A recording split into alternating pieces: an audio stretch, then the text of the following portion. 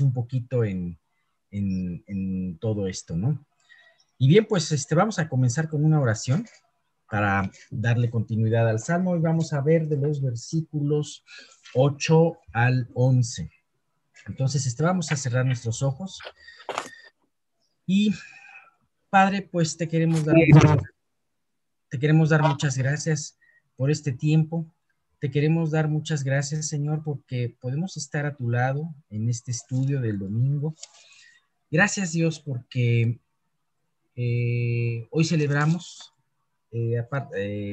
pues Dios, aunque no haya sido en día, pero celebramos tu resurrección, lo cual es el punto más importante, Señor, y es donde estriba toda nuestra fe en el hecho de que tú hayas resucitado. Gracias, Padre, porque podemos tener esta esperanza de vida eterna y realmente proclamar el Señor ha resucitado y vale la pena, Señor, todo lo que creemos.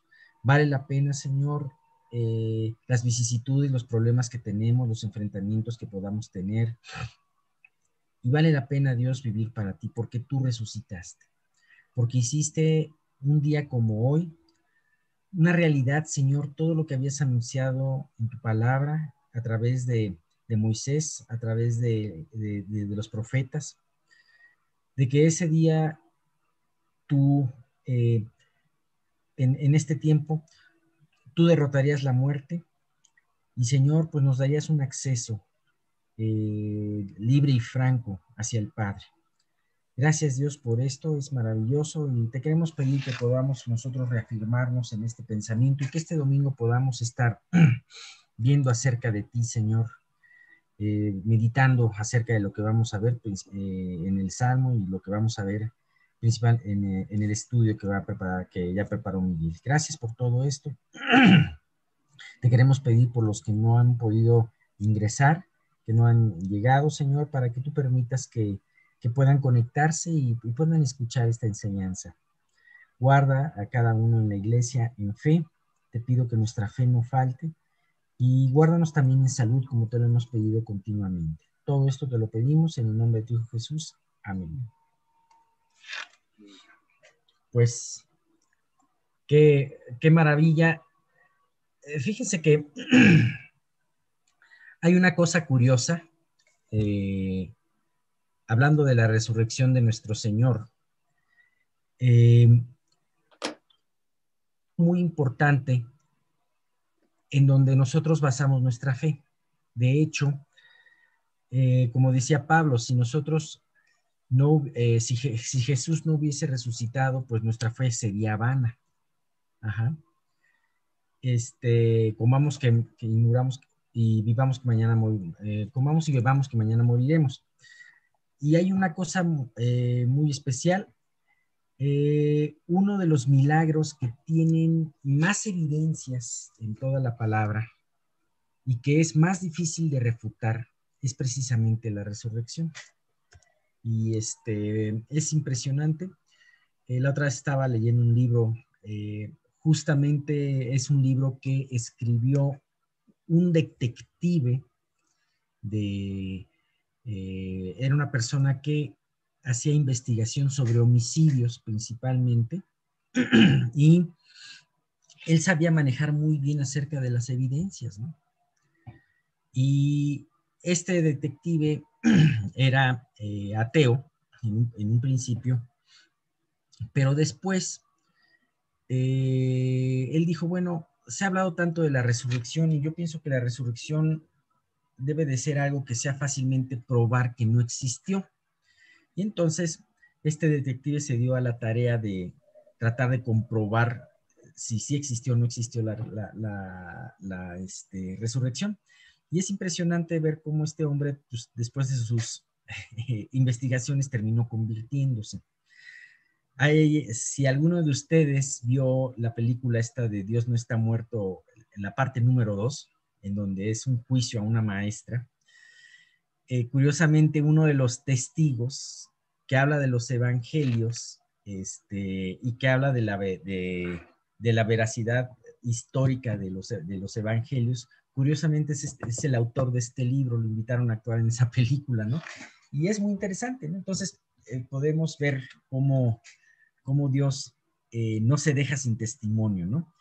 Y bien, pues estamos viendo precisamente, acabamos de ver en el Salmo, acerca de la actitud del impío, acerca de todos estos puntos que refleja la impiedad del corazón. Y el último punto que vimos en el versículo 7 dice, no verá ni entenderá el Dios de Jacob, menospreciando, con eso es menospreciando no solo el poder de Dios, menospreciando la sabiduría de Dios, ¿no? Realmente es un pensamiento muy superficial como nosotros entendemos, ¿no? Y yo tuve un especial cargo en este sentido de ver esta parte, porque una de las cosas que más afectan a nuestra cultura el día de hoy es el escepticismo y que ha rayado en el ateísmo. Vemos que el día de hoy mucha gente se ha proclamado atea. La gente religiosa, especialmente en el ámbito de los jóvenes, ha bajado mucho. Ajá.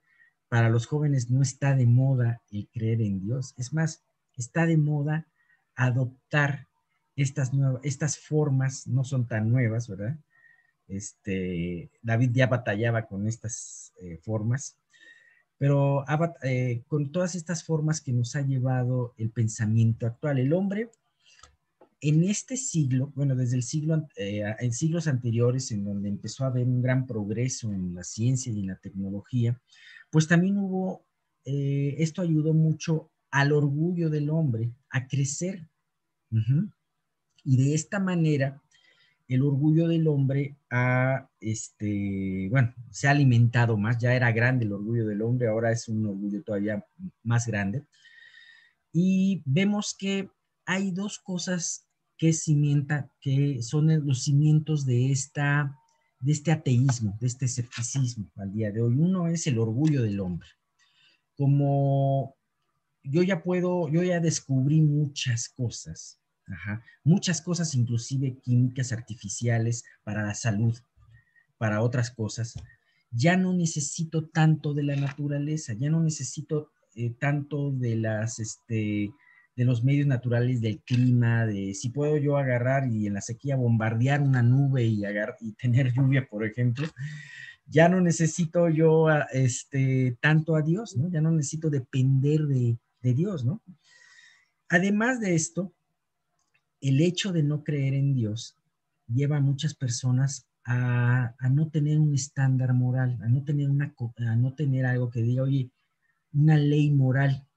Ajá. La persona cree en el Dios que quiere o no cree en Dios porque con eso quiere justificar su vida, quiere justificar su pecado. Entonces, atrás de todos estos hombres que se levantan contra Dios y que dice, quebrantan al pueblo de Dios, maltratan a la viuda y al huérfano, pronuncian con su boca cosas duras. Tú puedes ver, es impresionante cómo ver que ahora las groserías, las maldiciones proliferan en todas partes. Antes a alguien se le salía en la televisión decir una grosería y era vetado, ¿no? Pero era castigado. Pero ahora, con esta famosa libertad de expresión, entre comillas, los líderes de opinión dicen groserías sin ningún empacho. Entonces, tú puedes ver que también en estos tiempos la boca del hombre se ha endurecido y pronuncia aún cosas peores, ¿no? Y entonces, ¿cómo se justifican? No ver a Dios. Dios no se da cuenta, o es más fácil, ni siquiera existe Dios. Pero habíamos visto dos versículos, precisamente terminamos la vez pasada con dos versículos que nos enfrentaban a esto, ¿no? Amós 4:12, por tanto, de esta manera te haré a ti, oh Israel, y porque te he de hacer esto, prepárate para venir al encuentro de tu Dios, oh Israel. Y el segundo, en Hebreos 10:31, horrenda cosa es caer en manos del Dios vivo. Imagínate lo terrible que será el darte cuenta que Dios no solamente estaba atento a todo lo que sucedía, sino también tomando nota para hacer un juicio sumamente justo contra los hombres, ¿no? Realmente dice el Apocalipsis y vi a los hombres grandes y pequeños de pie delante de él. ¿Sabes? Ninguno de ellos se defendió, ninguno de ellos argumentará, porque no tiene que defenderse, no tiene que argumentar nada, absolutamente nada con respecto o enfrente a la gloria de Dios. Ahora, habíamos dicho precisamente que estas partes del Salmo es como una especie de explicación, como un regaño, pero también es una explicación llevándolo hasta el punto del absurdo, con argumentos que podrían ser de kinder, pero que eran necesarios que estas personas escucharan. Y es un argumento que la verdad muchos el día de hoy tendrían que escuchar. Fíjate cómo va. Vamos a leer, todos tengan sus Biblias en el Salmo 94, versículos 8 al 11. Vamos a ver esos 4 versículos. Dice, entended, necios del pueblo, y vosotros fatuos, ¿cuándo seréis sabios? El que hizo el oído no oirá, el que formó el ojo no verá, el que castiga a las naciones no reprenderá, no sabrá el que enseña al hombre la ciencia. Jehová conoce los pensamientos de los hombres, que son vanidad. Y sí, finalmente dice, entended, necios del pueblo, y vosotros fatuos. La reacción de Dios ante la maldad y la insensatez de los impíos, ¿sabes cuál es? Primeramente es una reacción de sabiduría, de misericordia. Lo primero que hace es darles una oportunidad a través de abrir sus ojos, a través de exhortarlos fuertemente para abrir sus ojos. Dice, entiendan. O sea, Dios no quiere, acuérdense que Dios no quiere la muerte del que muere, Dios no quiere condenar al impío. Dios lo primero que apela es, entiende dónde estás ubicado, entiende a dónde te estás llevando tu necedad. Ajá. Dice, actualmente hay muchas teorías y muchas muy bien recibidas por universidades, por catedráticos, que verdaderamente son fábulas. Teorías con respecto al origen de la vida que son fábulas. Ajá. Entonces Dios llama ahora a todo aquel escéptico, a todo aquel ateo, le dice, entienden eso. Porque dice, acuérdate que el Salmo 14 y el Salmo 53 dice el necio en su corazón no hay Dios. Entonces, de esta misma manera dice, entended, necios del pueblo, y vosotros fatuos. Entonces, Dios le está diciendo, entiende, abre los ojos. Ahora, hay que entender un punto. Nosotros podríamos decir, ay, esos necios, esos fatuos, pero todos hemos sido necios. Todos hemos sido fatuos, insensatos. Y Dios, y todo esto más bien nos debe de llevar a pensar que Dios en su infinita paciencia, así como está llamando a los que todavía no creen a venir a Él, también en un momento determinado de nuestra vida nos llamó a ir a Él. Nosotros hemos sido esos necios, hemos sido esos insensatos, que muchas veces nos pusimos en contra de la palabra. Ajá. Y que esto lo llevó a él a tener esa paciencia y mandarnos a alguien que nos hiciera entender su palabra, su evangelio y su verdad. Entonces, yo creo que es muy importante siempre considerarnos a nosotros para no dejar de ver el trabajo de misericordia, el trabajo maravilloso de Dios con otras personas. Nosotros muchas veces tacharíamos a otros. No, este ya se va a condenar, no, este ya está más quemado.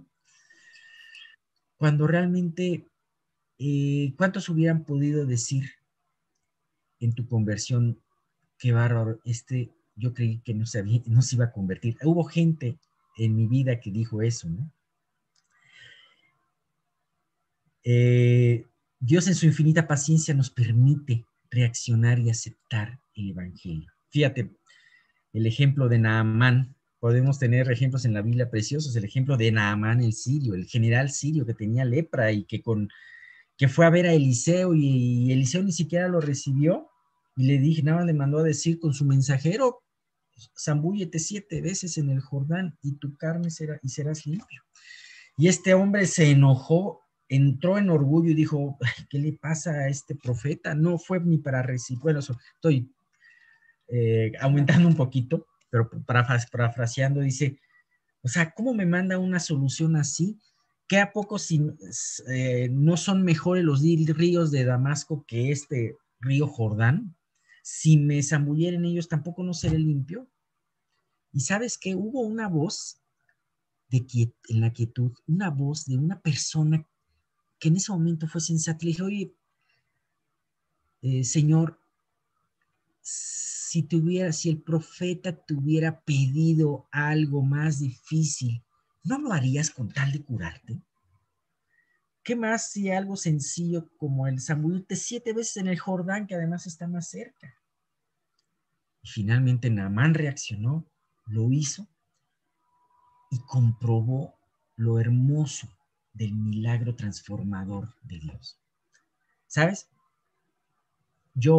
A mí una persona me dijo, mira, yo me oponía, y una persona me dijo, ¿por qué no vas y escuchas?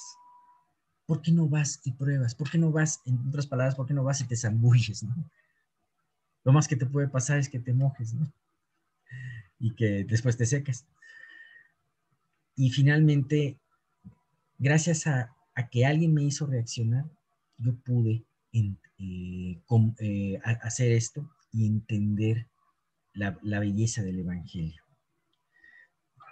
Pablo también en su necedad, el apóstol, fue tirado de su caballo con una luz cegadora y de esa manera fue detenido de su camino en contra del pueblo de Dios. Bien, realmente cada uno de nosotros podemos contar, a lo mejor si hacemos memoria, qué ha pasado en nuestras vidas. A lo mejor no es una persona, a lo mejor es una vocecita que te ha dicho, ¿por qué no pruebas a Dios en esto? Y sabes qué, lo único que ha pasado es que has podido comprobar que Dios te ha dado una vida nueva y regenerada. Dice en la siguiente exhortación, ¿hasta cuándo seréis sabios? Entended necios, pero ¿hasta cuándo vas a ser sabios? ¿Sabes? El libro de Proverbios nos habla mucho del necio, del sabio, y curiosamente en los 9 primeros capítulos es esa carta de un padre a su hijo joven, a su hijo niño o adolescente. Ajá. Claro, aprendemos mucho acerca de eso. Y sabes, hay 2 figuras que me encantan de esa parte. La que habla primeramente, habla de la mujer fatua, de la mujer insensata, de la ramera, ¿sí? Personificando la insensatez del pecado. Pero por otra parte, ¿cómo personifica a la sabiduría? Ajá. Dios, el diseño que le dio a este libro a través de Salomón fue ponle forma a la sabiduría y dale forma de una mujer virtuosa. Y si tú ves, por ejemplo, en los capítulos de 8 y 9 de Proverbios, ajá, vemos varias características. Primero, ¿dónde se coloca la mujer sabia? Se coloca en la puerta de la ciudad, en las encrucijadas de los caminos. ¿Por qué? Porque son los lugares donde pasa la gente común y corriente, donde se reúne el pueblo. Ajá. Y entre ellos, entre toda esa gente que pasa a través de la puerta, a través de las encrucijadas de los caminos, en los lugares importantes, hay mucha gente común y corriente que sigue su camino sin rumbo. Ahora, ahí se para la señora Sabiduría.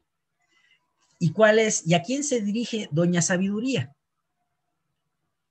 Se dirige, estos mensajes de Proverbios 8 y 9, se dirigen a los simples y a los necios. ¿Sabes? La necedad es algo terrible, pero nunca pierdas la esperanza cuando trates con un necio. Sí, debes de tratarlo de acuerdo a su necedad, pero es importante porque Dios hace estos llamados precisamente a los simples. Hace estos llamados a aquellos que van por su camino y no saben a dónde van, ¿no?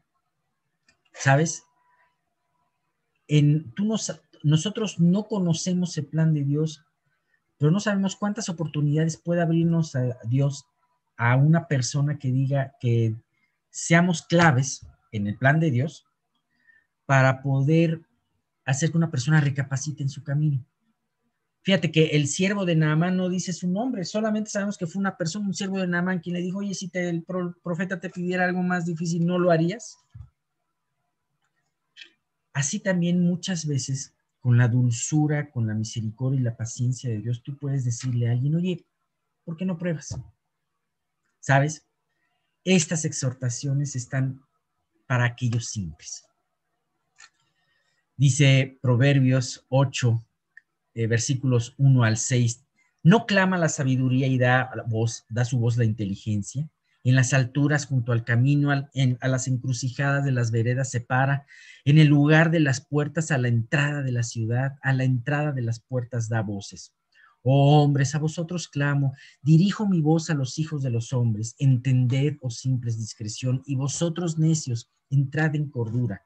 Oíd, porque hablaré cosas excelentes.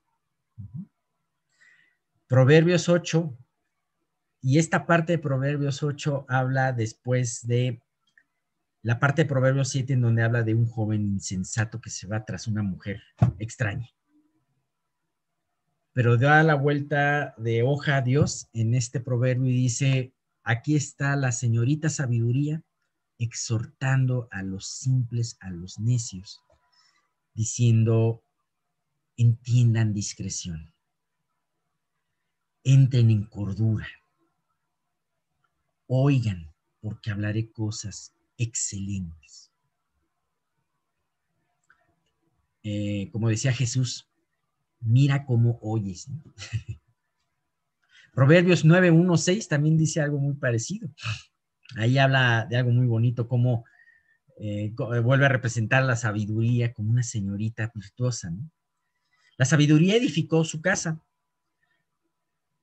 labró sus 7 columnas, mató sus víctimas, mezcló su vino y puso su mesa. Envió sus criadas sobre lo alto de la ciudad, clamó, el lugar donde la podían escuchar, ¿no? Dice a cualquier simple, no busca eruditos, no busca gente entendida, busca a los simples. Ven acá, a los faltos de cordura dice, venid, comed mi pan y bebed del vino que yo he mezclado. Dejad las simplezas y vivid y andad por el camino de la inteligencia y abriré mis labios para cosas rectas. La exhortación es para los simples. ¿Y quiénes son los simples? Todos de alguna manera hemos sido simples. Todos de alguna manera muchas veces nos hemos conformado a las simplezas de la vida. Todos hemos sido necios. Cuando nosotros nos encontramos defendiendo mucho una idea y no tomamos parecer de Dios ni de otras personas que pueden Dios utilizar, estamos, aunque podamos tener 60 años como creyentes, estamos siendo necios, ¿no? ¿Sabes? Aquí dice, ven acá y come el pan. Tienes que estar dispuesto a escuchar, así como Naamán reaccionó ante ante esa insistencia tierna y simple de su siervo y respetuosa de su siervo, así también tenemos que estar dispuestos. Si una vez escuchamos y cambiamos de camino, gracias a Dios, pero tenemos que seguir escuchando a las cosas sencillas que Dios nos dice cada día, en cada momento, en cada situación. Deja las simplezas y vive. La vida está llena de propagandas en donde te dice, El vivir es llenarte de simplezas. Ajá. Vivir la vida es, y te dice muchas cosas simples, el vivir por simplezas, ¿no? Pero la verdadera sabiduría te dice, deja las simplezas y vive. Dios tiene un mensaje para ti. Bien. Después continúa poniendo al límite de lo absurdo pensamientos que podríamos pensar que son de kinder, ¿no? Pero que son muy importantes. ¿Cómo no estará la necedad y la dureza de nuestro corazón? Que Dios tiene que empezar a decir, a ver, déjame explicarte, 1 más 1 es 2, 2 más 2 es 4, ¿no? Y en el versículo 9 y 10 dice, el que hizo el ojo no oirá, el que formó al ojo no verá, el que castiga a las naciones no reprenderá, no sabrá el que enseña al hombre la ciencia. Esto se parece al papá de algún muchachito que le dice, ¿y tú crees que yo nací ayer?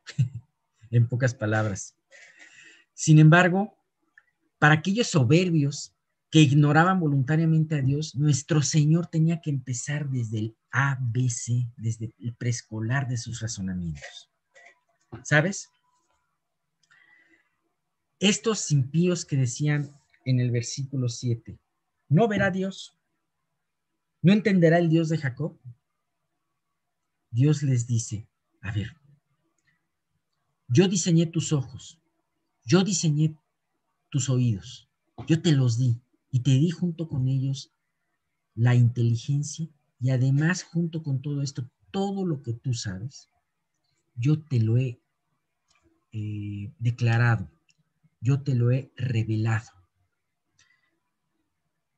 Si nosotros supiéramos que realmente, nosotros sabemos, pero si el hombre estuviese de alguna manera más consciente de que la ciencia y la tecnología que tenemos al día de hoy es porque Dios le ha placido revelársela al hombre.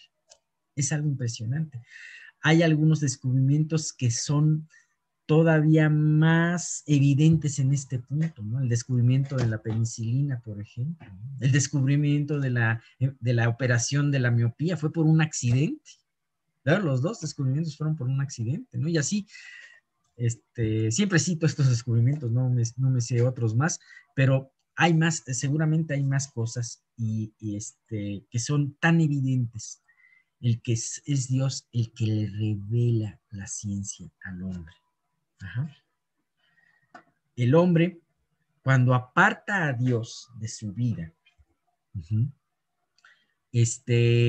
el hombre cuando aparta a Dios de su vida, entenebrece su razonamiento, se hace necio, se hace duro y se inflama de orgullo.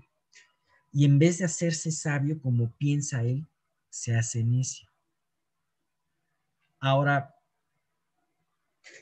Dios tiene que tratar con estos impíos y le da estos argumentos. A ver, tú qué dices que yo no veo ni entiendo, porque hay muchos que ahora lo dicen.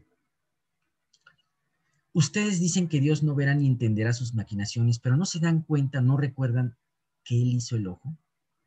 Él hizo el oído y la ciencia que tenemos. Él nos enseñó. ¿Por qué no meditas en lo que has estado pensando a la luz de un magnífico creador? ¿Quién es el ingenuo, Dios o nosotros? Nosotros que nos pensamos astutos, ¿no somos más bien nosotros los ingenuos? Dice el Salmo 119, versículo 118.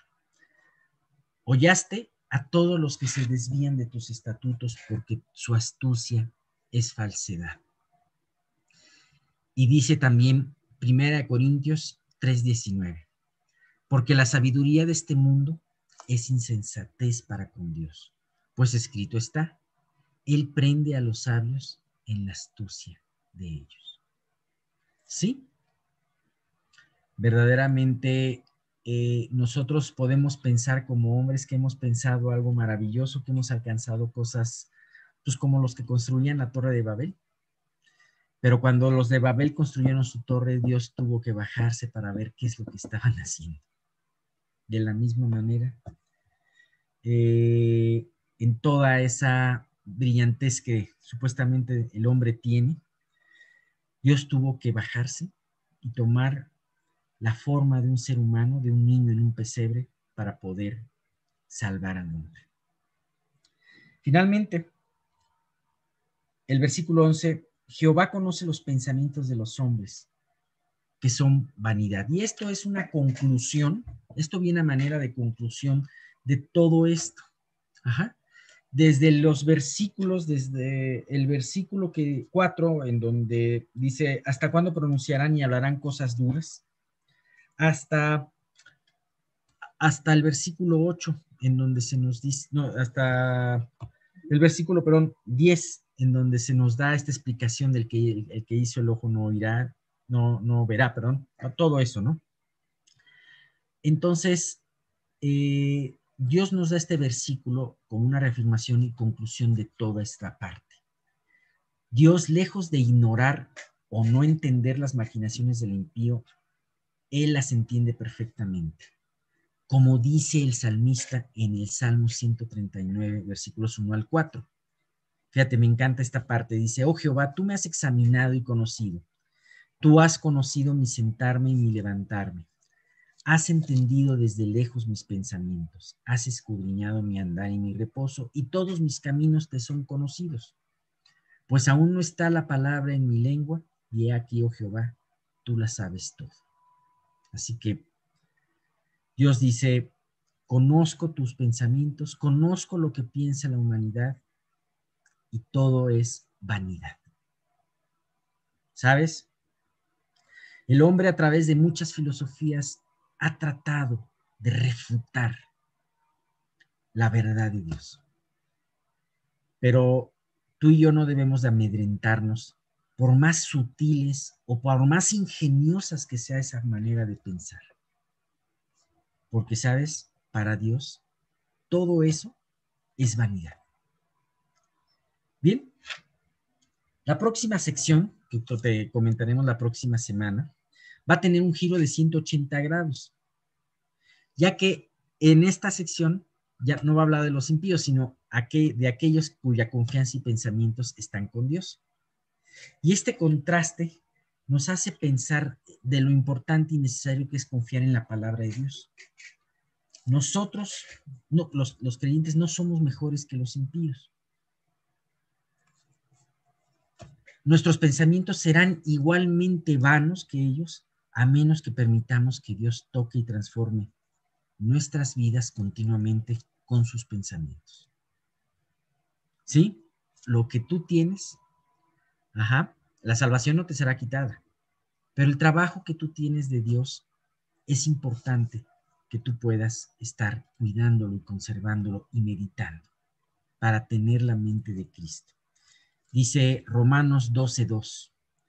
No os conforméis a este siglo, sino transformaos por medio de la renovación de vuestro entendimiento, para que comprobéis cuál sea la buena voluntad de Dios, agradable y perfecta. Así que, bueno, pues esto que nos lleve a meditar y a animarnos en estar meditando continuamente en su palabra. Bueno, muchas gracias y paso los micrófonos a Miguel. Gracias, Alex. Pues efectivamente, hablando de la veracidad de la palabra, el mayor testimonio de la resurrección de Cristo es la misma palabra de Dios. Tenemos muchos datos históricos, muchos testigos, tenemos a Jesucristo que vino y cambió las épocas. Hoy vivimos en el año 2021 de la era de Cristo, y a lo largo de los siglos, de los más de 20 siglos que ya transcurrió desde este evento, nosotros podemos ver cómo infinidad de personas han dado sus vidas por Cristo, y no por ellas, sino por el poder de la resurrección. Entonces, cuando Cristo murió y resucitó, o sea, Cristo resucitó, dice un pasaje en Mateo 28 del 5 al 7, Mas el ángel respondiendo dijo a las mujeres: no temáis vosotras, porque yo sé que buscáis a Jesús, el que fue crucificado. No está aquí, pues ha resucitado, como dijo. Venid, ved el lugar donde fue puesto el Señor. E id pronto y decid a los discípulos que ha resucitado de los muertos y que va delante de ellos a Galilea. Allí le veréis. He aquí, os lo he dicho. Entonces aquí nosotros vemos cómo, pues obviamente en la condición humana, muchos, cuando Jesús murió, vieron sus planes truncados porque seguramente pues tenían los ojos puestos en lo que ellos pensaban que deberían ser de las cosas. La mayoría pensaban que Jesús iba a liberar a Israel del poder romano, pero pues realmente pocos entendieron, cuando menos en ese momento, que Jesús iba o había, por medio de su muerte, liberado del poder del pecado a la humanidad, a todo aquel que cree. Años más tarde, después de que Saulo se convierte en Pablo y fue arrebatado al tercer cielo, él mismo declara en la epístola a los Filipenses 3, 10 y 11: quiero conocer a Cristo y experimentar el gran poder que le levantó de los muertos. Quiero sufrir con él y participar de su muerte, para poder experimentar de una u otra manera la resurrección de los muertos. Nosotros vamos en esta ocasión, en la resurrección, vamos a hablar de un giro un poco diferente al que generalmente se habla, y va en función de la salvación y del poder de la salvación. Sin embargo, nosotros vamos a hacer una pequeña introducción, solo para ubicarnos en cuanto a lo que es en sí la Pascua, ¿sí? Entonces, podríamos comenzar con hacernos dos grandes preguntas: ¿en qué consiste este poder y cuándo puede utilizarlo?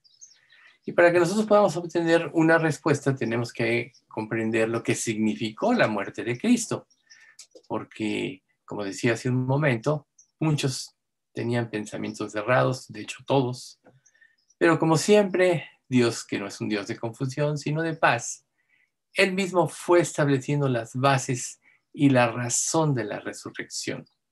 Satanás mismo pensaba que al propiciar por medio de Judas y del Sanedrín condenar a Jesús y que fuese muerto, prácticamente él había vencido, y jamás se imaginó, ni el mismo diablo, que su muerte era la más grande victoria, porque iba a liberar a la humanidad de la esclavitud del pecado y de la influencia de Satanás. Recuerden, el mundo entero está bajo el maligno.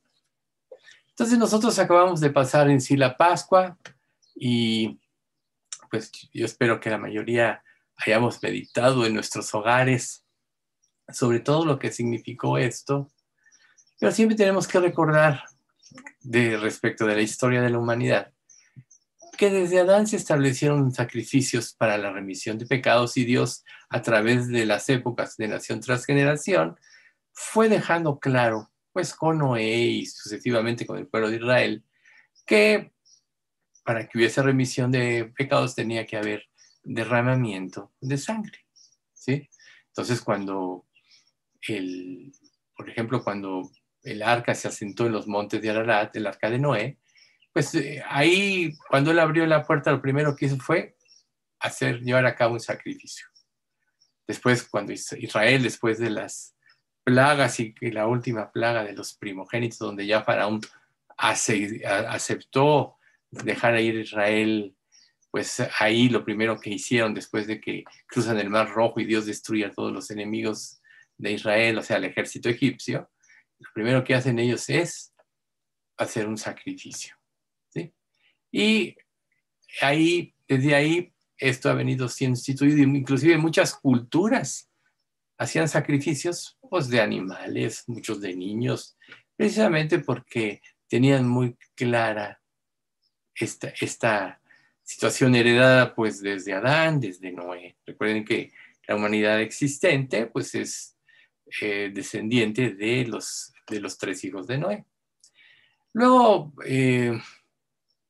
cuando Dios le instituyó a Moisés el hacer sacrificios constantes, vemos nosotros que tenían un propósito, perfilar hacia el futuro el verdadero sacrificio, o sea, el Cordero de Dios, ¿no? Como Jesús mismo dijo, el Dios es el Cordero de Dios, el que quita el pecado del mundo.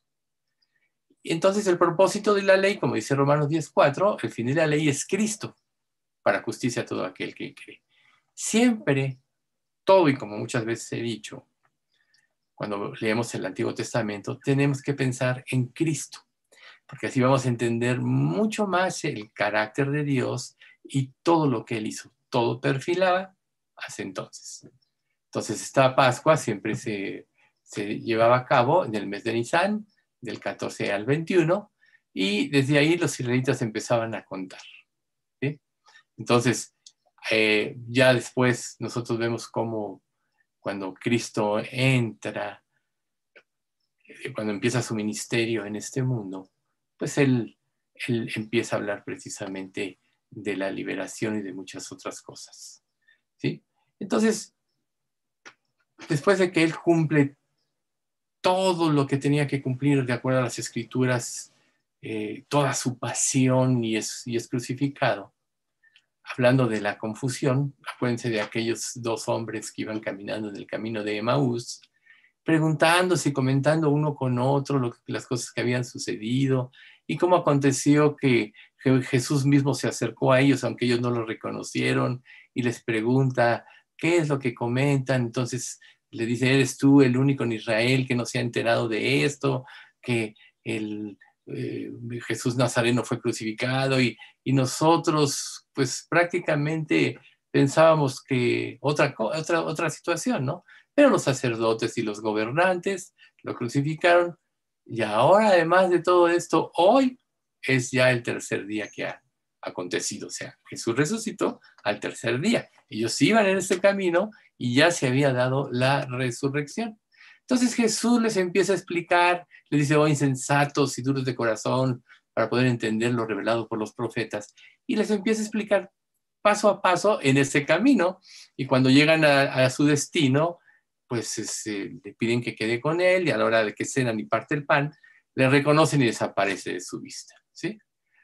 Luego vemos después de esto como en el primer discurso de Pedro, que está en el libro de los Hechos del capítulo 2 del 25 al 28, cómo él empieza a hablar precisamente del Salmo 16, o sea, refiere el Salmo 16, que nos da a nosotros la evidencia de la resurrección de Cristo. Jehová es la porción de mi herencia y de mi copa, tú sustentas mi suerte, las cuerdas me cayeron en lugares deleitosos y es hermosa la heredad que me ha tocado. Bendeciré a Jehová que me aconseja, aún en las noches me enseña mi conciencia. A Jehová he puesto siempre delante de mí, y porque está a mi diestra no seré conmovido. Se alegró mi corazón y se gozó mi alma. Mi carne también reposará confiadamente, porque no dejarás mi alma en el Seol, ni permitirás que tu santo vea corrupción. Me mostrarás la senda de la vida. En tu presencia hay plenitud de gozo, delicias a tu diestra para siempre. En esta última parte, en el versículo 11, me mostrarás la senda de la vida. Pónganse a pensar cómo Jesús, después de que cumplió su plan, resucitó y ascendió a los cielos, volvió a recuperar aquello que Filipenses capítulo 2 nos marca, que siendo en forma de Dios no estimó el ser igual a Dios como cosa a que aferrarse, sino que se despojó a sí mismo tomando forma de siervo, hecho semejante a los hombres.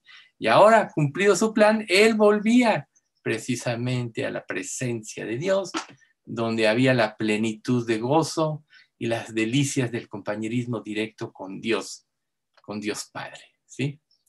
Entonces Jesús volvía a la presencia de Dios.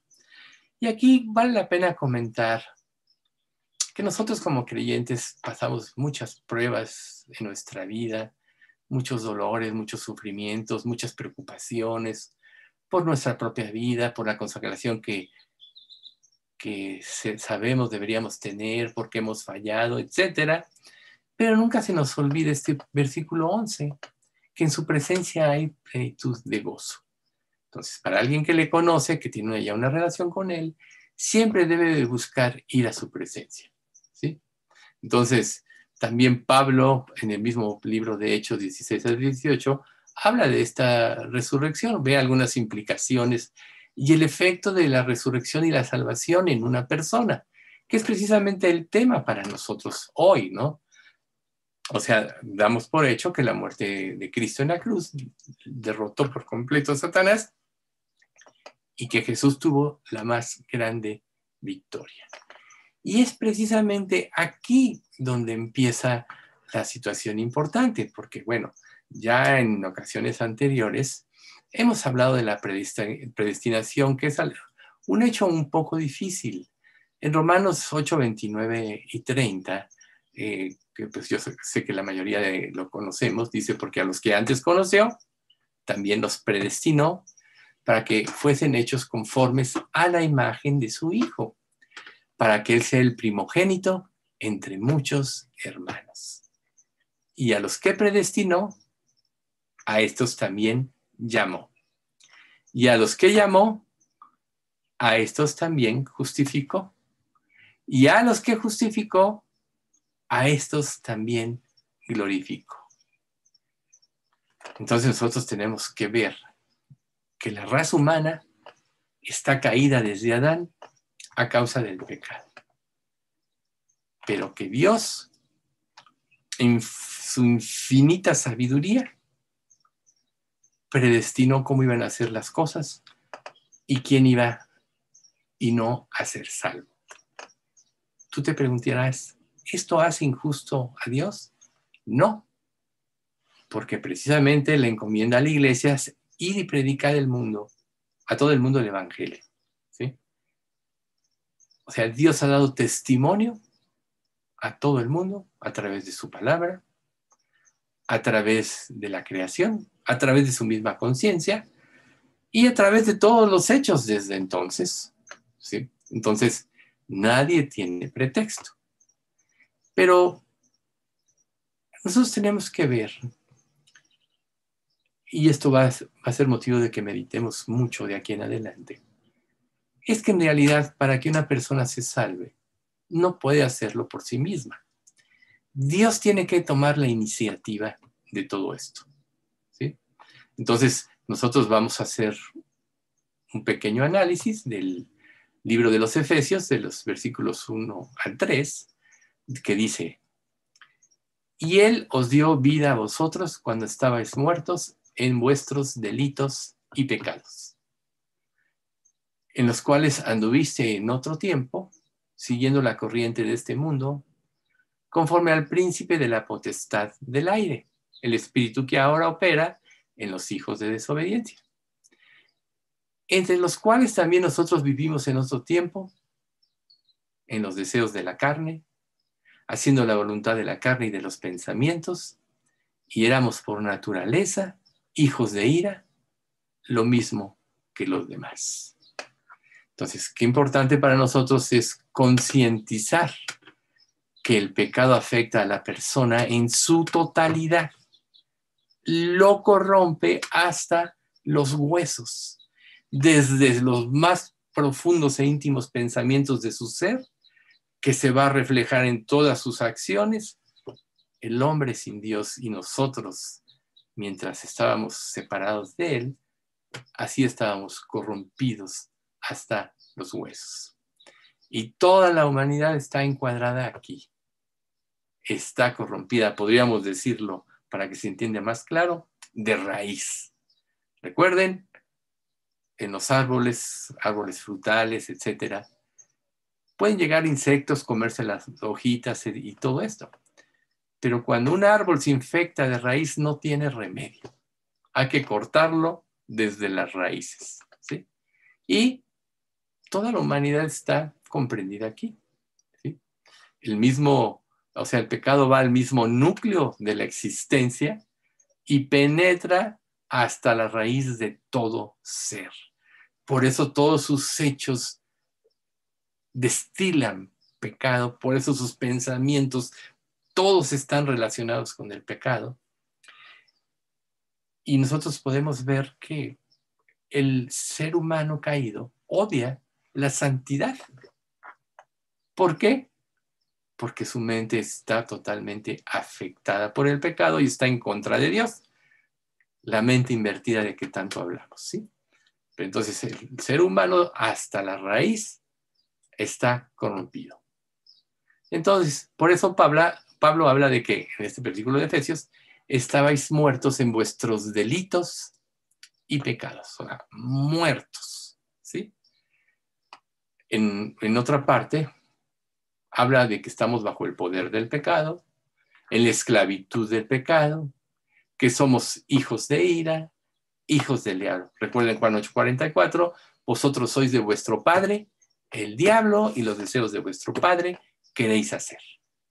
Entonces, el ser humano está hundido hasta las raíces, hasta lo más profundo de su ser, hasta su núcleo, por el pecado.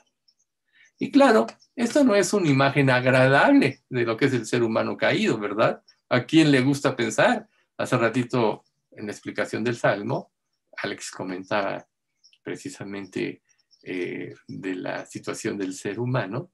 Pues sí, usted realmente está corrompido, ¿sí? Y nosotros así vivimos en nuestro tiempo antes de Cristo, antes de nuestra conversión. O sea, este camino que todo el mundo recorre está referido en Romanos 3 del 10 al 26.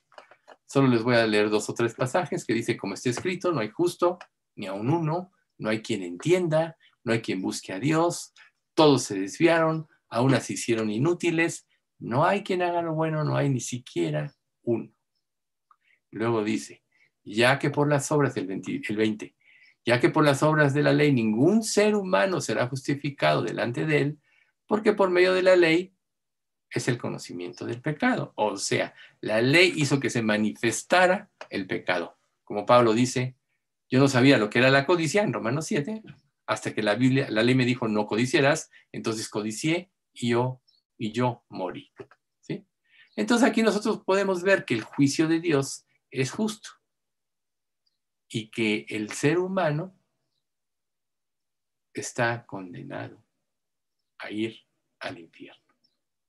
Entonces, el camino natural de la vida del ser humano, como vivimos en esta época, es que andamos conforme a la corriente del príncipe de la potestad del aire.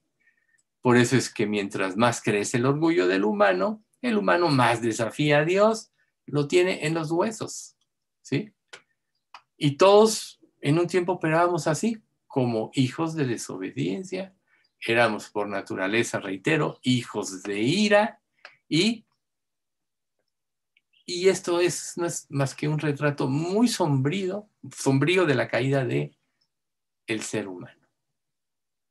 Pero volvemos a Efesios, en el versículo 4 del capítulo 2.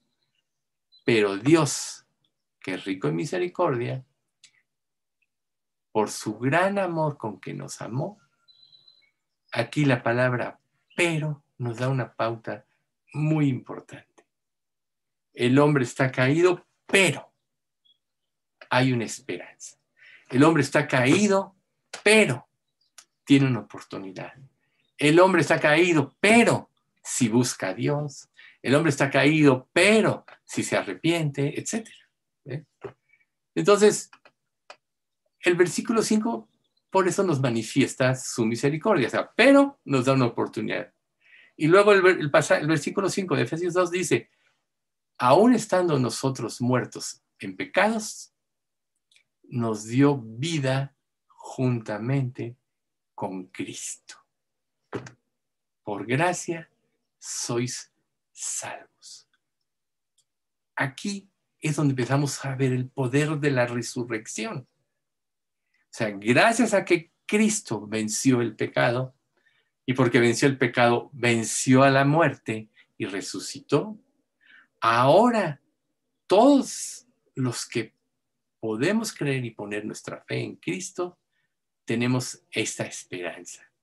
Pero entonces tú te preguntarás, hay un poder, el poder de la resurrección. Pero ¿quién puede creer en este? Ya estamos viendo que es por la misericordia de Dios que una persona puede llegar a ser salvo.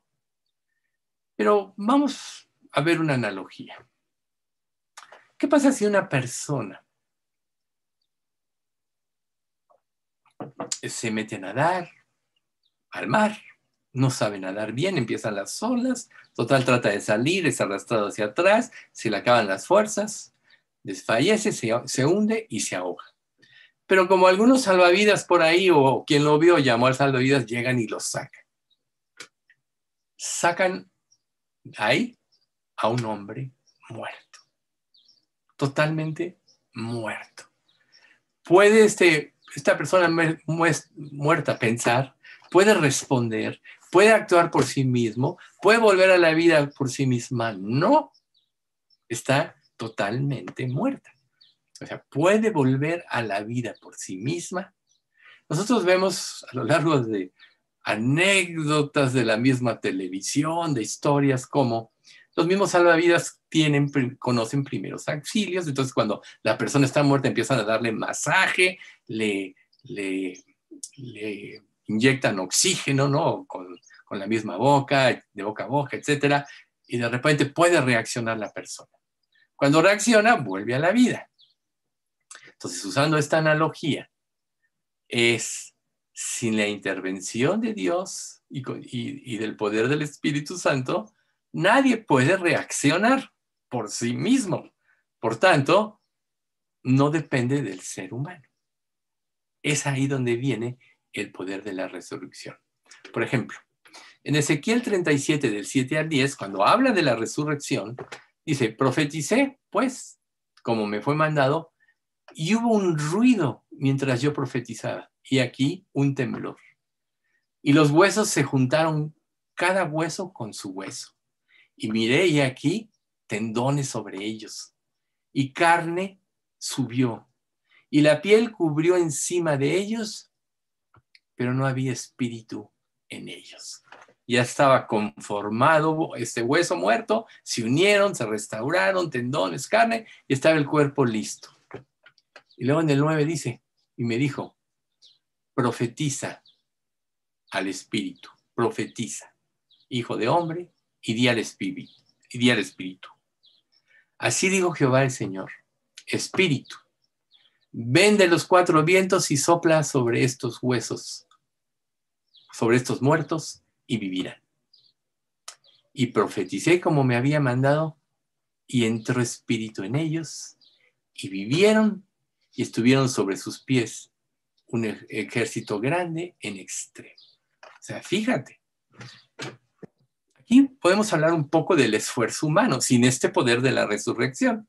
Hay personas que tratan a través de la religión, a través de la filosofía, a través de un cambio radical de sus vidas, tratan de ser mejores, de cambiar, tratan de agradar a Dios, pero siempre se van a volver a las mismas cosas en mayor o menor grado, porque están muertos, no hay vida en ellos. Por eso Jesús le dijo a aquel hombre que le iba a seguir, deja que primero vaya y entierra a mi padre y a mi madre. ¿Y qué le dijo Jesús? Deja que los muertos entierren a sus muertos. Y tú ven, sígueme. Porque al seguir a Jesús, Él le iba a dar vida. Él iba a entender cosas que después iba a poder transmitir, ¿sí? Pero la humanidad está muerta y no puede responder por sí misma al llamado de Dios. Y eso es lo que el diablo o Satanás ha tratado de infundir y ha metido el hombre en la mayor frustración y decepción porque no puede. ¿Y qué pasa cuando alguien trata por sus propios medios, aún se acerca a medios cristianos donde se predica correctamente la palabra de Dios, aún puede asistir años y años a un estudio, pero siempre trata por sí misma de llevar la vida cristiana y todo, siempre va a acabar decepcionándose y algunos hasta se pueden volver ateos porque van a decir, No, el cristianismo no me funcionó a mí. ¿Cuántas veces no pasa eso? ¿Verdad? Pero necesitan el llamado de Dios. Por lo que el primer paso para reavivar el espíritu es que Dios le dé vida al ser humano. Santiago 1:18 nos dice, Él, de su voluntad, nos hizo nacer por la palabra de verdad, para que seamos primicias de sus criaturas. Aquí Dios nos está dando una clave muy importante. Él, de su voluntad, no la voluntad humana, no tiene el poder de tener vida por sí misma, reitero, sino por la voluntad de Dios.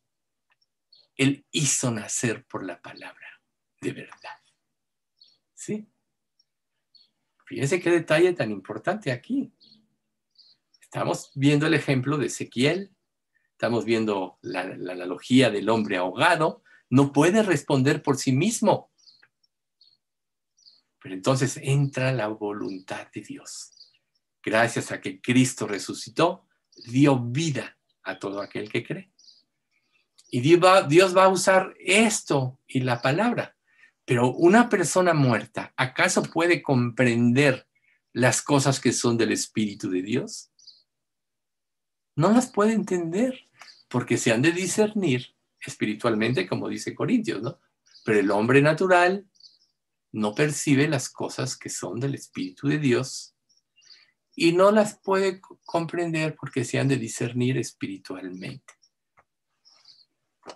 1 Corintios capítulo 2, 12-13. No las puede entender porque se han de discernir espiritualmente. Entonces, fíjense bien, ¿por qué una persona no se puede arrepentir por sí misma ni puede creer? Muchos, aún en nuestra iglesia, yo estoy seguro, han dicho, sí, Dios, me arrepiento. Sí, Dios, esto. Dios sí creo, pero las evidencias de la vida, la situación en la que vive, las presiones de la misma vida, los temores entran y se da cuenta que a final de cuentas fracasa, no puede creer y se condena a sí misma, se puede dar de golpes en la pared, pero no puede creer. ¿Qué tiene que suceder para que una persona pueda creer? Primero, Dios le tiene que dar vida. Este es un concepto nuevo, en un sentido de nuestro entendimiento. Es antiguo, pero está velado. Primero la persona tiene que tener vida espiritual. En el momento mismo de la salvación, Dios le da vida, así como los huesos muertos de Ezequiel. Entra el Espíritu. ¿Por qué? Por el Espíritu Santo. Se necesita un elemento externo. Más adelante en Efesios 2, del 6-9, dice, y juntamente con él, hablando de la resurrección, estamos hablando de eso, ¿verdad? Nos resucitó. Y asimismo nos hizo sentar en los lugares celestiales con Cristo, para mostrar en los siglos venideros las abundantes riquezas de su gracia, en su bondad, para con nosotros en Cristo Jesús.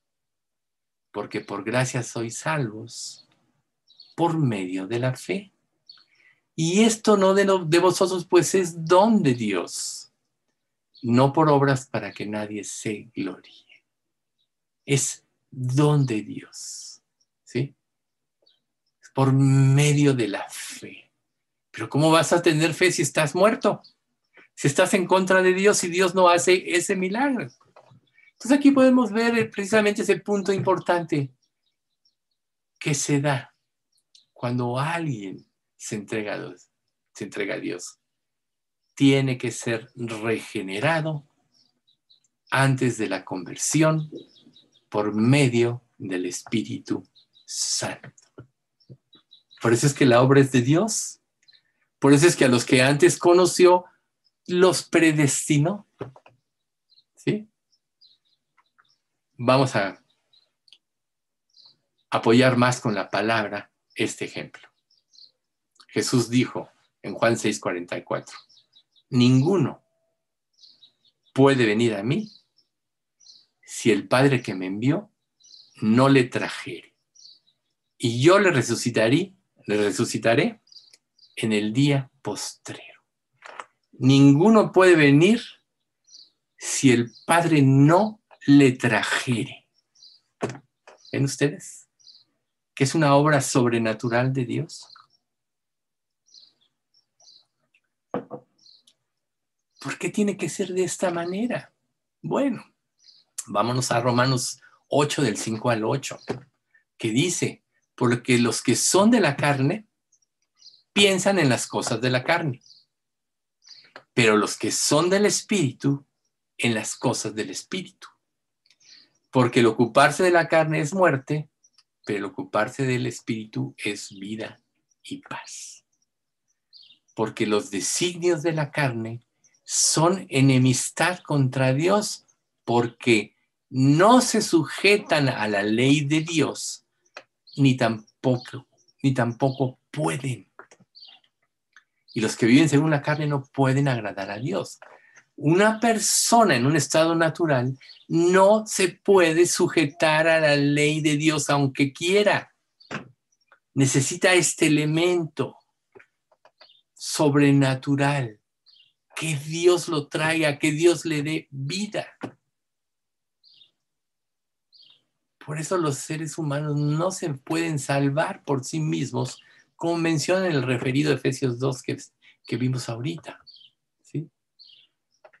Se requiere, por tanto, y ahí volvemos al poder de la resurrección, el poder de una vida perfecta, que nos es imputada, la de Jesucristo, por aquel que venció el pecado y la muerte y resucitó. Ese es el poder de la resurrección, el poder de la vida perfecta que Cristo llevó, que nos es imputada.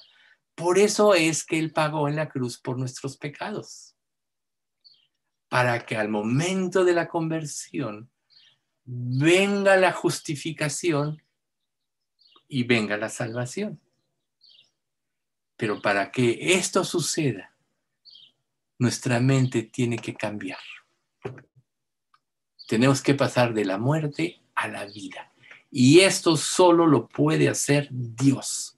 No hay mérito ni labor humana que por sí misma pueda llevar a cabo esto. ¿Ven ustedes por qué la humanidad, tantos miles y cientos de miles de cristianos quieren y piensan que son y que no lo son? ¿Por qué no entienden este precepto? Se requiere del poder de Dios. Si el hombre caído no es traído por Dios, por el poder de Dios, no hay nada que lo pueda cambiar. Entonces nosotros tenemos que participar de la muerte de Cristo para que una nueva vida surja en nosotros por el poder de la resurrección, por la obra y poder de Dios Padre, de Dios Hijo y Dios Espíritu Santo. Dios Padre hace el llamado, Dios Hijo en el poder de la resurrección justifica y Dios Espíritu Santo da la vida. ¿Vivirán estos huesos? Espíritu, ven y da vida. ¿Ven ustedes? En Romanos 4, del 22 al 25 nos dice, por lo cual también su fe le fue contada por justicia, hablando de Abraham. Y no solamente con respecto a él se escribió que le fue contada, sino también con respecto a nosotros, a quienes ha de ser contada. Esto es, a los que creemos en el que levantó de los muertos a Jesús, Señor nuestro, por el cual fue entregado por nuestras transgresiones y resucitado para nuestra justificación. Ese es el poder de la resurrección. Cristo fue entregado por nuestras transgresiones, por eso tuvo que morir, porque no merecía morir, y fue resucitado precisamente en el poder del Espíritu para poder justificarlos. Por tanto, la vida verdadera depende de la resurrección de Cristo. El poder del cambio depende de la resurrección de Cristo. El servicio a Dios depende de la resurrección de Jesucristo. Las obras que Él preparó de antemano para que anduviésemos en ellas depende de la resurrección de Jesucristo. La existencia y la preservación de la iglesia dependen de la resurrección de Jesucristo. Nosotros por eso, como iglesia, ahorita nos encontramos en una prueba. Nada pasa por casualidad. Y Dios quiere nuestros corazones. ¿Ustedes creen que la iglesia es el recinto donde nos vamos a ver? No. La iglesia somos nosotros. La iglesia es el conjunto de miembros nacidos de nuevo por el poder y la resurrección de Jesucristo y puestos con un propósito. Pero ¿qué pasa cuando perdemos ese sentido? Recuerden cómo Pablo le dice a los atenienses, ahí en Hechos 17, el Dios que hizo el mundo, siendo Señor del cielo y de la tierra, no habita en templos hechos por manos humanas, ni es honrado por manos de hombres como si necesitara de algo, pues Él es quien da a todos vida y aliento y todas las cosas, el poder de la resurrección. Entonces Dios quiere que nosotros, primero que nada, vayamos con Dios. Y si tú no estás seguro de tu salvación, vayas y le pidas que te salve. Que clames a Él con lágrimas si no tienes esta seguridad. Porque no está en ti ser salvo. No está en una oración que hayas hecho. No está en que tú piensas que porque asistes ya a una iglesia cristiana ya eres salvo. ¿No? Está en que Dios te dé vida. Ahora, tú no puedes decir, es que a lo mejor yo no soy de los predestinados. Perdóname. Ni siquiera tú puedes juzgar si lo eres o no. Menos si Dios te está permitiendo oír lo que tú estás oyendo. Él quiere que clames para que te dé vida. Pero tienes que ser consciente que tú no puedes. Por eso es que la mayoría de las conversiones se dan cuando la persona llega al fin de sí misma. Cuando se da cuenta que no puede cambiar, que ha decepcionado a Dios, que se ha decepcionado a sí misma, que no vive conforme a su conciencia y por eso es infeliz, que ha tomado caminos equivocados, que ha vivido una falsa espiritualidad, que ha vivido una falsa entrega, si es que asiste a una iglesia cristiana. Y tener ese dolor que lleve a clamar. Si la salvación depende de Dios, depende de Dios. Pero tú sí puedes clamar porque te la dé. Tú no puedes juzgar a ti mismo si eres o no de esos. Pero yo te diría, si Dios te habla tan claro, si te dice exactamente cómo son las cosas, ¿acaso no quiere que te rindas a Él? Claro que sí. Y entonces, volviendo al punto de la iglesia, Dios quiere que verdaderamente comprometamos nuestras vidas. A veces, los pertenecientes a una iglesia pueden pensar que todo le corresponde al pastor hacer. Planes, proyectos, aún, por ejemplo, encontrar un recinto. Y esa es la más grande equivocación. Todos tenemos que cooperar. No necesita alguien decirte qué tienes que hacer. Necesitas la guía del Espíritu Santo para saber cuál es su voluntad.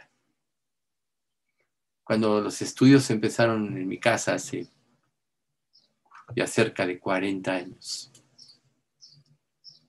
yo no me esperaba que me dijeran qué hacer. Yo estaba al pendiente de qué se necesitaba. Yo estaba al pendiente y yo me quedaba atrás cuando la persona daba el mensaje y para ver y platicar al último, y tienes dudas de esto, tienes lo otro. O sea, yo tomaba la iniciativa, no esperaba que nadie me dijera nada. ¿Y cuántos pueden estar sentados y dormidos pensando, esto no me corresponde a mí? O sea, lo primero que Dios quiere, como te lo dice Proverbios 23, 26, es dame, hijo mío, tu corazón y miren tus ojos por tus caminos. ¿Dios tiene un plan para nuestra iglesia? Claro que sí. Si no, nos hubiéramos desbaratado desde hace tiempo o seguiríamos viviendo ya una falsa religión, como lo hacíamos antes.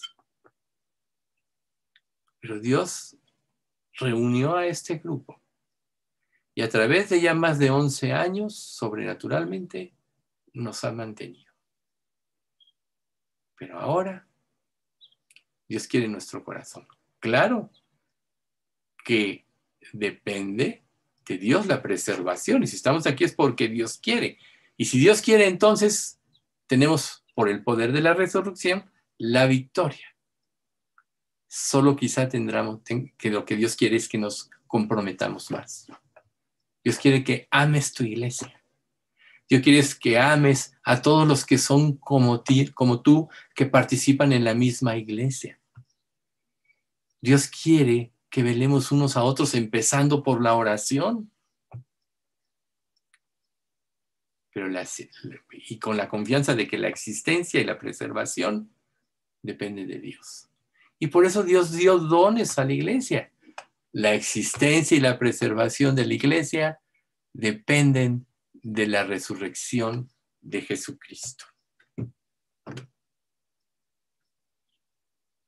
Del poder.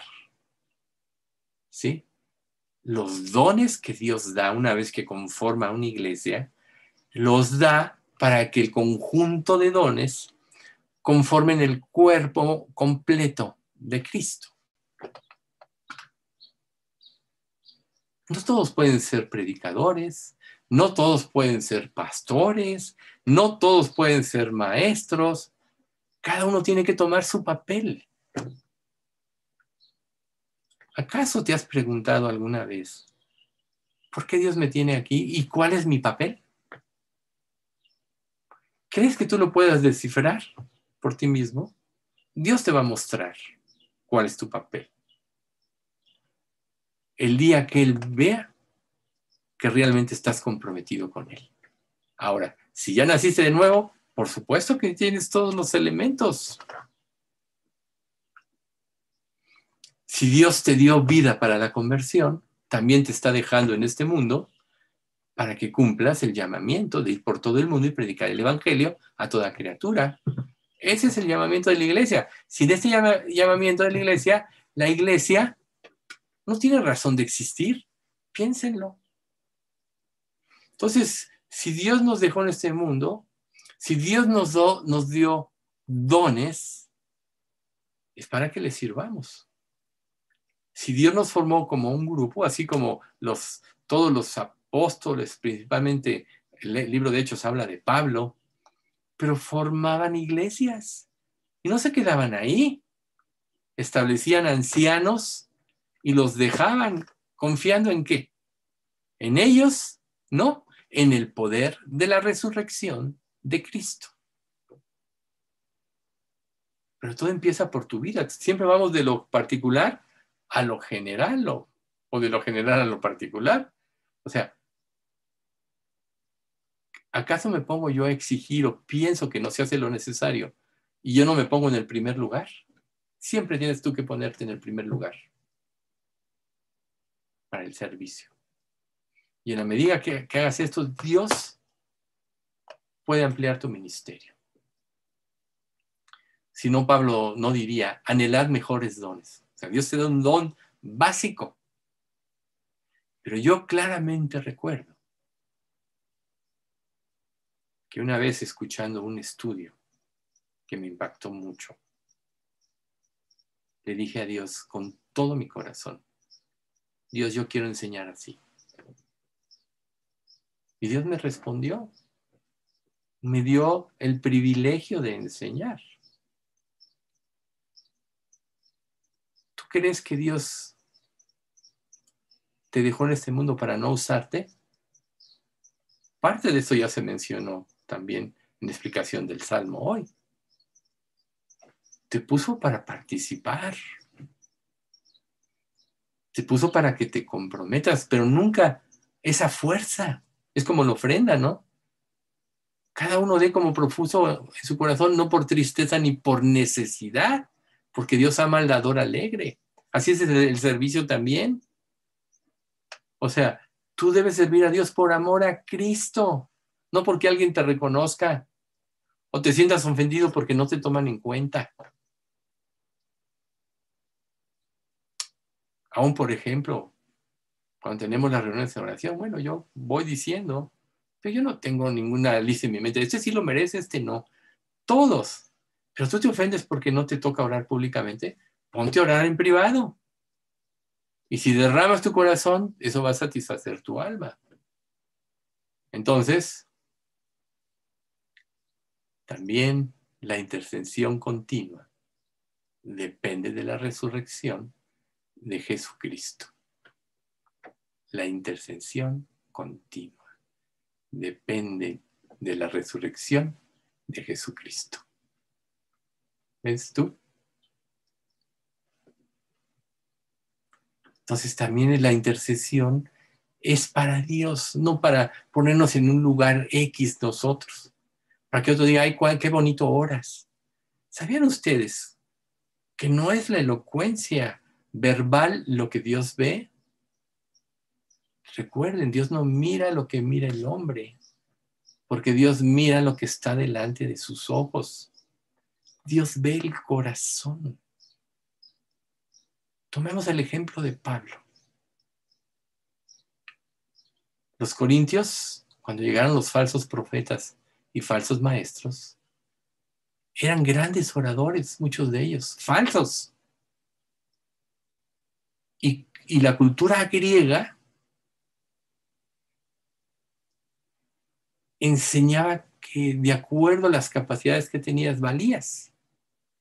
Y Pablo les dice en la segunda carta, yo no soy como esos grandes oradores, pero mi vida está respaldada por el poder de la palabra de Dios. Y claro que vemos en Hechos capítulo 17, cuando les habla en Atenas, ¿cómo se llama? Se me fue el nombre. El lugar donde se reunían, la elocuencia con la que les habla, ¿verdad? El Areópago, gracias.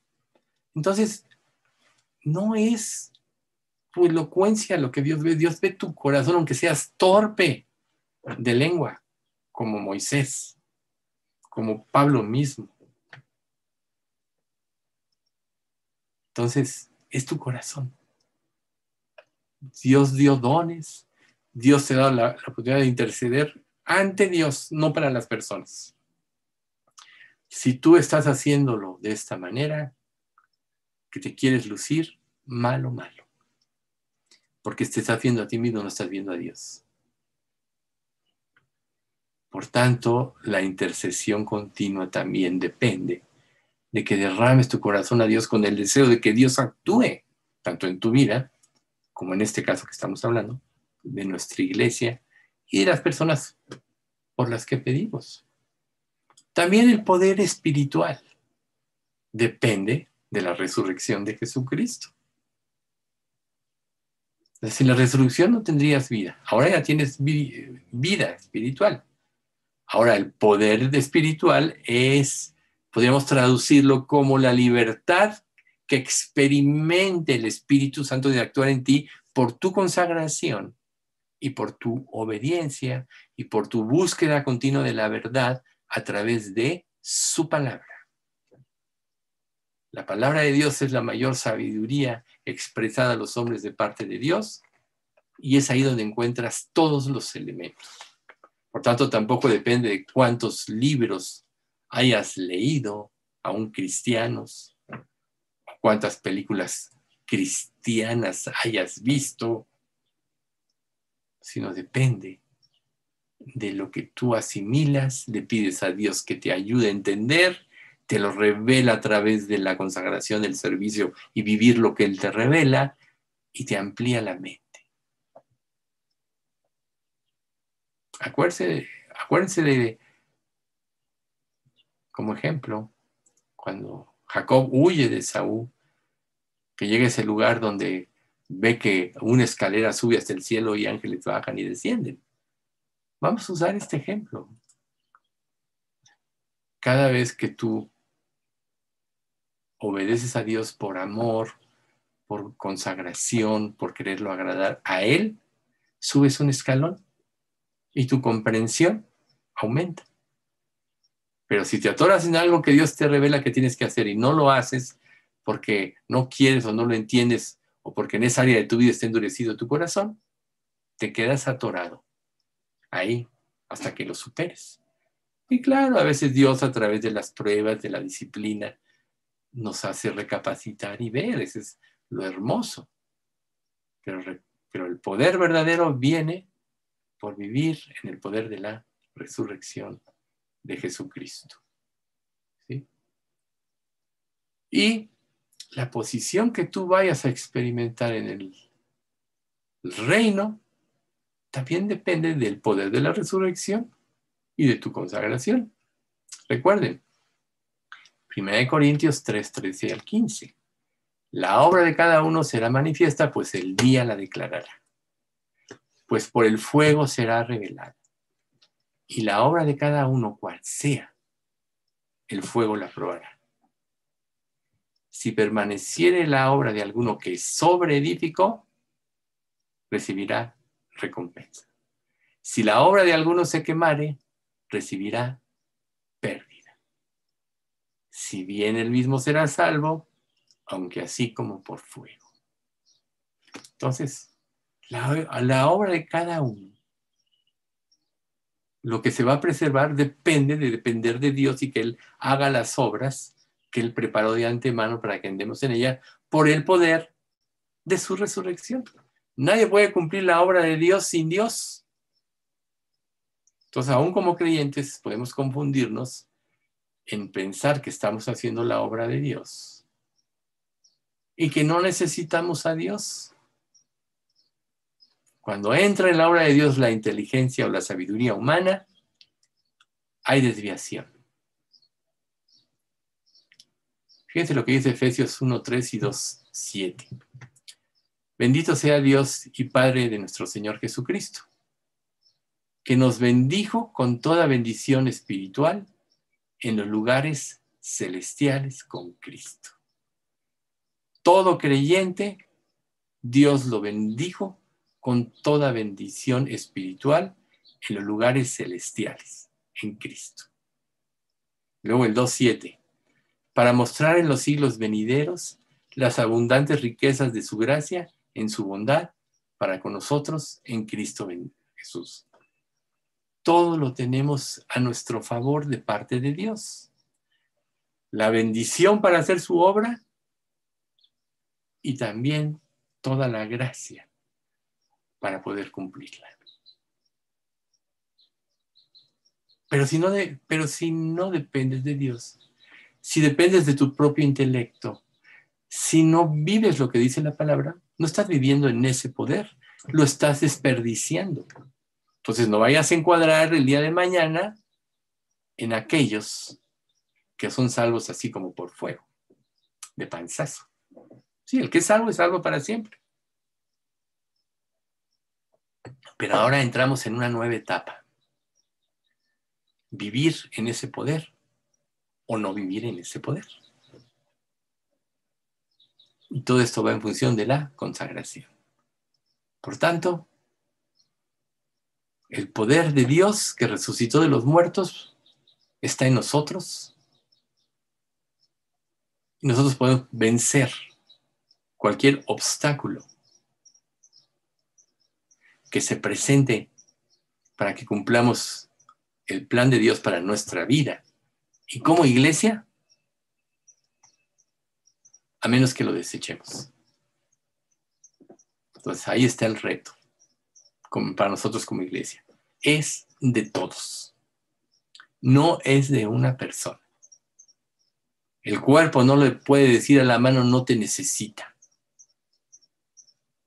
Ni el ojo al oído, no me sirves, etc.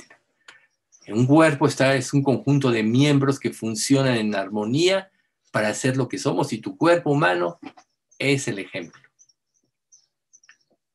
No tienes ojos, estás incompleto. No tienes manos, estás incompleto. No puedes depender sin tus dedos para agarrar cosas, estás incompleto. Todos somos una unidad en Cristo, y a nosotros Dios nos ha formado como una pequeña iglesia, pero puede tener grandes cosas para nosotros, y las tiene si realmente nos consagramos. Entonces, para concluir, hazte este cuestionamiento. ¿Vivo en este poder? Si sientes que no, pide perdón y empieza a vivir para Él. No busques reconocimiento de nadie, sino de Dios. Recuerda que en Romanos 8:29 dice, a los que llamó, también glorificó. O sea, Dios nos quiere glorificar con su Hijo. Entonces, todo está en vivir en este poder. Vamos a orar.